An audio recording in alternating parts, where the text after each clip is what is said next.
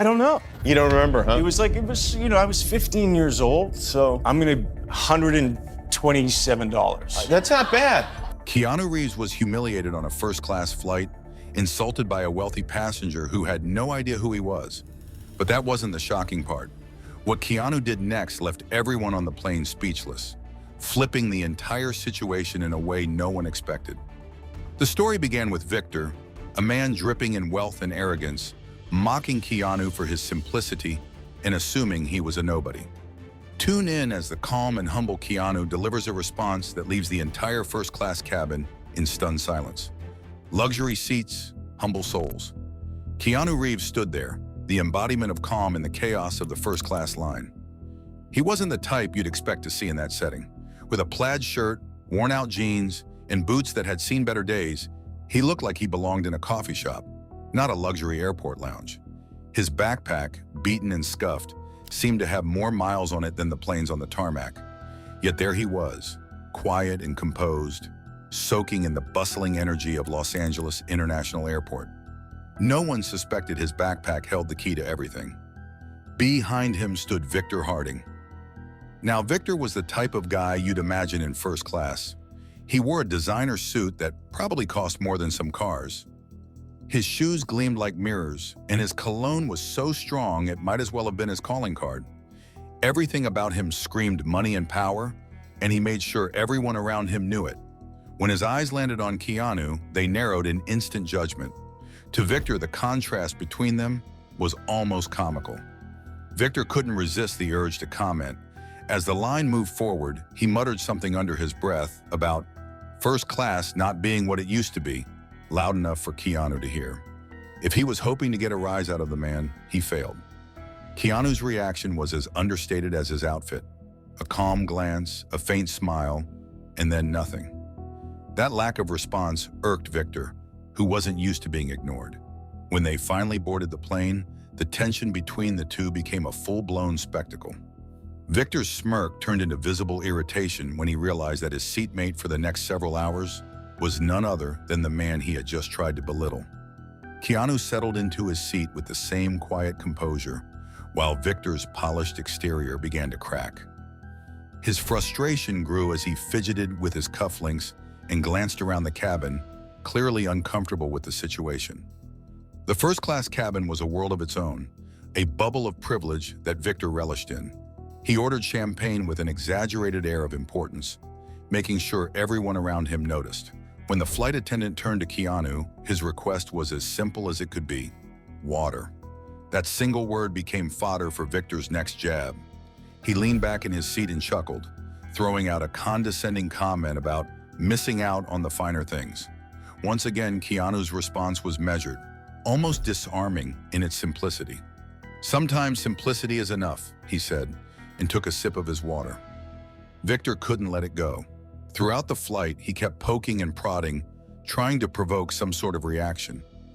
He asked Keanu about his work with a tone that barely hid his skepticism. When Keanu mentioned he worked in film, Victor's eyebrows shot up, his smirk returning. "Ah, commercials?" he asked, his voice dripping with mock curiosity. Keanu's answer was just as unassuming as before. Something like that. As the conversation unfolded, the true nature of the two men became increasingly evident. Victor's constant need to assert his superiority contrasted sharply with Keanu's quiet confidence. While Victor bragged about his accomplishments and the luxuries he enjoyed, Keanu remained unfazed, his calm demeanor acting as a mirror that reflected Victor's insecurities back at him. The other passengers in the cabin began to take notice. At first, they had paid little attention to the exchange, dismissing it as typical first-class chatter. But as Victor's tone grew sharper and his attempts to undermine Keanu became more blatant, they couldn't help but listen. The flight attendants, too, were aware of the dynamic, though they maintained their professional demeanor. Every now and then, a discreet glance or a raised eyebrow betrayed their thoughts. Victor's frustration peaked when he tried to make a grand statement about earning your place in first class. He waxed poetic about hard work and the privileges it afforded, clearly aiming to emphasize his own success. Keanu's response was as piercing as it was calm. "Maybe the value of being here isn't about what you have, but how you treat others," he said. The words hung in the air, their weight palpable. For a moment, Victor was speechless. His bravado faltered, and a flicker of doubt crossed his face. The other passengers exchanged glances, some nodding subtly in agreement with Keanu's sentiment. Even the flight attendants seemed to pause, their movements slower as they processed the words. Victor, however, wasn't ready to concede. He leaned forward, his tone more aggressive now. People like you always talk about humility and kindness because you don't know what it's like to succeed. Real success is about proving your worth, showing what you've achieved. Keanu tilted his head slightly, his gaze steady. Maybe true success doesn't need to be shown. It speaks for itself. As the flight continued, the balance of power shifted. Victor's attempts to dominate the conversation only highlighted his own insecurity, while Keanu's composed responses revealed a depth that Victor couldn't match. The passengers around them, initially indifferent, were now fully engaged, their silent judgment turning against Victor. When the flight attendant returned to inform Keanu that his connection in Tokyo was confirmed, her words caused a ripple of recognition. "Mr. Reeves, the captain sends his regards," she said. The name hit Victor like a ton of bricks. The murmurs started immediately, spreading through the cabin like wildfire. Keanu Reeves. The realization of who he had been talking to left Victor stunned. His earlier arrogance now seemed even more misplaced. Victor's face turned pale as he stammered, trying to salvage what little dignity he had left. I didn't know," he muttered, his voice barely audible. Keanu's response was as unassuming as ever. "It doesn't matter who I am. What matters is how we treat each other." The atmosphere in the cabin shifted once again. The passengers, now aware of the full context, looked at Victor with a mix of disapproval and pity. Keanu, on the other hand, seemed unaffected by the attention. He returned to his book, his calm demeanor intact. Victor spent the remainder of the flight in silence, his earlier confidence replaced by visible discomfort. The words he had dismissed earlier now echoed in his mind, their meaning sinking in. For the first time, he seemed to reflect on his behavior, the weight of his actions pressing down on him. As the plane prepared to land, the contrast between the two men was clearer than ever. Victor, who had started the journey exuding confidence and superiority, now looked small and uncertain. Keanu, meanwhile, remained a picture of quiet strength, his simplicity and humility leaving a lasting impression on everyone who witnessed the exchange. The tension lingered as the passengers disembarked. Victor avoided eye contact with anyone, slipping away as quietly as he could manage. Keanu, however, took his time. He exchanged a few kind words with the flight attendants and even paused to acknowledge a handful of fans who had recognized him. There was no rush in his movements, no sign of the confrontation that had unfolded just hours earlier. As the plane landed, Keanu faded into the crowd, while across the city, another moment waited to unfold. Ordinary train, extraordinary passenger. The subway car clattered loudly as it raced down the tracks. The dim lights inside flickered and cast tired, dull glows across passengers' faces. Among the crowd sat a man in his early 40s, sharply dressed in an expensive suit that screamed, "I'm important." A flashy watch sparkled on his wrist like it didn't belong in such a modest, grimy place. This man, Greg, was a high-flying executive known for being brash and a little too full of himself. Sitting there, he leaned back like he owned the subway car, scanning the space with a smirk that matched his overconfidence. Greg's eyes landed on someone sitting across from him. A man with long, unkempt hair was dressed in a plain black jacket, faded jeans, and sneakers that had definitely seen better days. His demeanor was calm, almost as if the chaos around him didn't touch him. Greg snickered to himself, then nudged the young woman sitting next to him, an intern unlucky enough to be on this ride. Greg's voice cut through the usual subway silence, loud enough for anyone to hear. "Look at that guy, riding the subway like a regular Joe. Probably spent his last dime on those shoes and couldn't afford a car service," he said, his laughter echoing through the car. A couple of people glanced up from their phones or newspapers, their expressions shifting between irritation and silent judgment. But they didn't say anything. The man in the black jacket, completely unbothered, he just stared out the window like Greg's mockery wasn't even worth registering. The intern beside Greg shifted in her seat, clearly uncomfortable, and muttered something about maybe not saying that so loudly. Greg waved her off like her opinion didn't matter, brushing aside her discomfort with a "people need to hear the truth" kind of attitude. But just as Greg started rambling again, the man across from him turned to look, slowly, calmly. There wasn't any anger in his face, no defensive energy, just a steady, almost unnerving gaze that made Greg pause mid-sentence. Then, leaning forward slightly, the man asked, "Interesting. What position do you think I'm in?" His voice was calm but carried a weight that seemed to fill the space. Greg faltered for just a second but quickly recovered. "Come on, look at you!" he scoffed, trying to regain control. "You're clearly not doing great if you're stuck riding the subway. Not everyone can live the good life, you know." He laughed again, but the confidence didn't quite land this time. The man tilted his head, considering Greg's words with a calm curiosity. "The good life," he repeated, as if the phrase were some sort of riddle. "And what does that mean to you? Expensive suits, fancy cars, corner offices?" Greg rolled his eyes, leaning back in his seat with exaggerated ease. "It's about success, about achieving things, not wasting time in places like this," he said, gesturing around the subway car like it was beneath him. The man leaned back too, matching Greg's posture but without the arrogance. "And yet, here we are. Both of us. Same train." The words hung in the air. Simple, but they hit harder than Greg probably wanted to admit. More passengers were paying attention now, though they pretended not to. Greg opened his mouth to fire back, but the train slowed to a stop. The man stood, dusting off his jacket in a way that somehow made the simple act look dignified. "Take care," he said, giving Greg a small nod before stepping off the train. His exit was calm, unhurried, and left Greg sitting there, still trying to figure out how the tables had turned so fast. Then it happened. A teenage girl nearby gasped loudly and whispered something to her friend.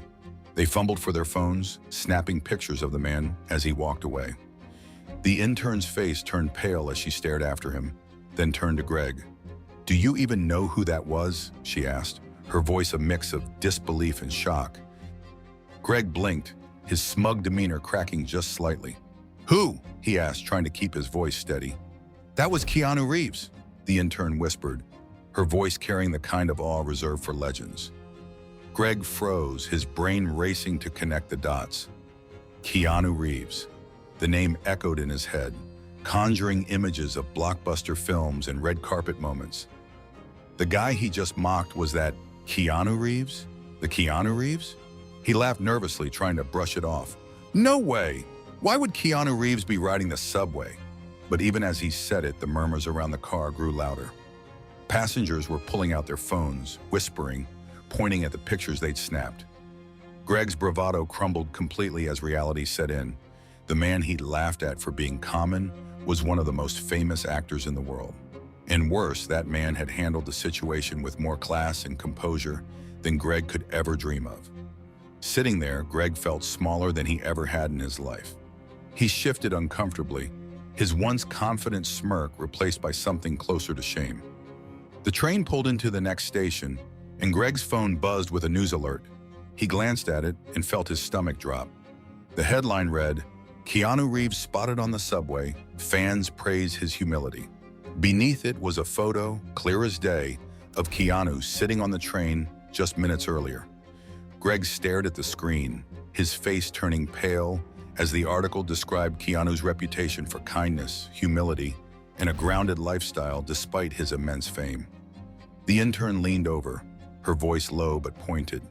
"You see, he's not riding the subway because he has to. He's doing it because he chooses to."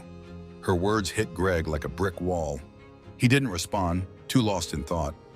Around him, the other passengers buzzed with excitement, their energy a stark contrast to Greg's growing sense of unease. As the subway rattled on, Greg's thoughts churned. Why would someone as famous and successful as Keanu Reeves choose to ride the subway? And why did he, Greg, feel the need to tear someone down just to build himself up? Those questions swirled in his mind, louder and more relentless with each passing second. The train jerked to a stop again, and Greg caught a glimpse of Keanu Reeves on a platform just outside. He stood still, calm as ever, before quietly walking out of sight. Other passengers rushed to take photos, some already uploading them to social media. But Greg stayed frozen in his seat. The magnitude of the moment was too much to process. Hours later, Greg sat in his office, the sterile glow of his computer monitor the only source of light in the dim room. The same article about Keanu Reeves was still open on his screen. The words seemed to taunt him. Keanu Reeves spotted on the subway. Fans praise his humility. His mind replayed the subway encounter again and again. The calm, measured way Keanu had spoken, the sharp contrast to Greg's own loud arrogance. The memory lingered like a bad taste. Another notification popped up on his phone. Someone had uploaded a video of Keanu Reeves interacting with a homeless man just minutes after leaving the subway. In the clip, Keanu crouched down, spoke to the man for a moment, and handed him something before walking away. There was no grand gesture, no crowd to cheer him on, just a quiet moment of kindness. Greg stared at the screen, his chest tightening. For all the bravado and status symbols he clung to, he couldn't recall a single time he'd done something so selfless. The realization hit hard and fast, leaving him feeling emptier than he'd ever felt before. The following morning, Greg stepped onto the subway again, his usual sleek car left behind in its parking spot. His tailored suit and shiny watch were replaced with something simpler, quieter. He boarded the train and took a seat near the back, eyes scanning the space not with judgment, but with curiosity.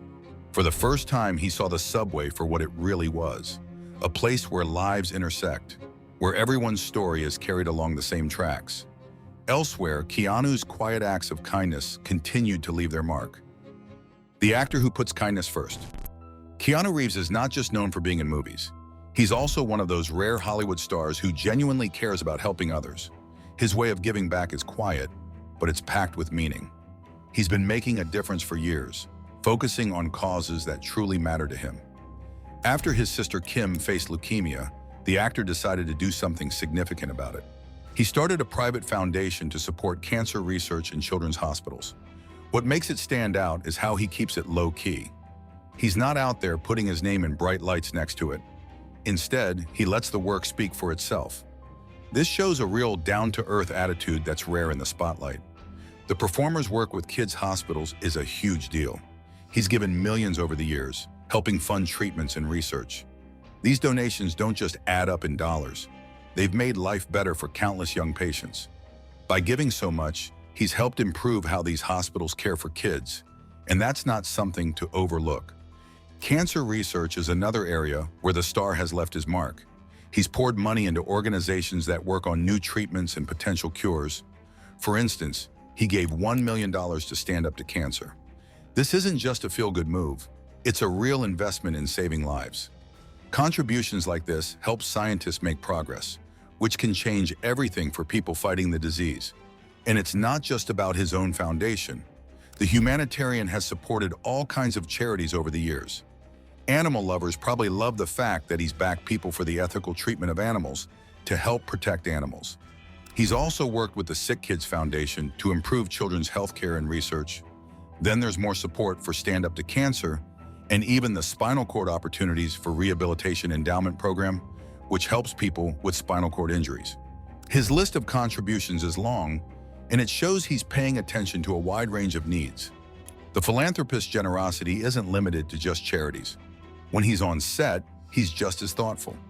During the Matrix sequels, he went all out to thank his stunt team. Each of the 12 stunt workers got a Harley-Davidson motorcycle from him. It's not every day you hear about someone being that generous at work, and it doesn't stop there. When crew members run into financial trouble, he's been known to step in and help out. That's a boss-level move right there. Even recently, the actor has kept up the good work. In August 2024, he did something cool with the Windsor Spitfires, a junior hockey team in Canada.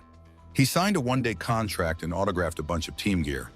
That gear was auctioned off to raise money for the Canadian Mental Health Association in Windsor, Essex. It's another example of how he'll take the time to do something meaningful. When it comes to money, the entertainer's attitude is a breath of fresh air. He doesn't treat his wealth like a big deal. In fact, He said he could live off what he's already earned for a few lifetimes. He's more focused on how money can help others rather than just piling it up for himself. That kind of mindset isn't what you'd expect from someone at his level, and it's part of what makes him stand out. The movie star has been involved in charitable activities that make a huge impact. Back in the early 2000s, he worked on setting up additional funds to help hospitals get more advanced medical equipment. This wasn't publicized at the time because he preferred to stay out of the spotlight. However, the contributions improved access to new technology in several facilities, helping doctors provide better care for patients. He's also quietly supported education initiatives. The celebrity has been involved in funding scholarships for underprivileged students. While specific details are not widely known, those close to the causes have noted how his efforts have helped hundreds of students pursue higher education. These opportunities have given many young people a chance they otherwise would not have had, opening doors to careers and future success. One of the standout moments in his career was during the filming of the John Wick movies. The actor took time to meet fans who were dealing with illnesses, inviting them to visit the set. This wasn't a big publicity stunt, but a simple gesture that meant the world to those fans. Moments like these show how much he values connecting with people in meaningful ways. Even his approach to work reflects his generosity. The professional has taken pay cuts on several projects to make sure other parts of the production could be fully funded. On multiple occasions, he's ensured that additional funds went to crew members, special effects teams, and other behind-the-scenes workers who are often overlooked. This practical support has earned him a reputation as one of the most considerate people in the industry. The public figure's contributions to mental health initiatives have also made waves. In recent years, he's been quietly backing programs that focus on reducing the stigma around mental health challenges. These programs emphasize community support and have reached thousands of people through workshops, online resources, and counseling services. His involvement has been key in bringing attention to these efforts, even without drawing focus to himself. Does true generosity require anonymity, or can public acts of giving inspire others? Comment your thoughts and subscribe for more thought-provoking content on impactful actions and societal values.